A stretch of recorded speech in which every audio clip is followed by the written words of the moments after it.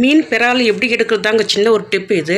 ஒன்றும் இல்லைங்க, வீட்டில் வந்து நம்ம தேங்காய் திருவுறோம் இல்லைங்களா, அது வந்து பழசு இதுக்கு நிறைய டூல்லாம் நிறைய இருக்குது. ஆன்லைனில் கூட விற்கிறாங்க பெறால் எடுக்கிறதுக்கு. சில பேர் கத்திலே எடுப்பாங்க, சில பேர் அருவாமனையில் எடுப்பாங்க. ஆனால் தேங்காய் திருவுற இந்த டூல் இருக்குது பாருங்கள், இல்லை எடுத்தாக்கா இந்த இண்டு இடுக்கு எல்லாத்துலேயும் இருக்க அந்த பெறால் குட்டி குட்டி பெறால் வந்து சூப்பராக வெளியே வந்துடும். அது நம்ம எடுத்துடலாம். நம்ம முக்கியமாக இந்த வால் பக்கத்தில் குட்டி குட்டியாக இருக்கும், அந்த பெறால்லாம் எடுக்கவே முடியாது. அது என்ன தான் நம்ம கத்தியில் எடுத்தால் கூட.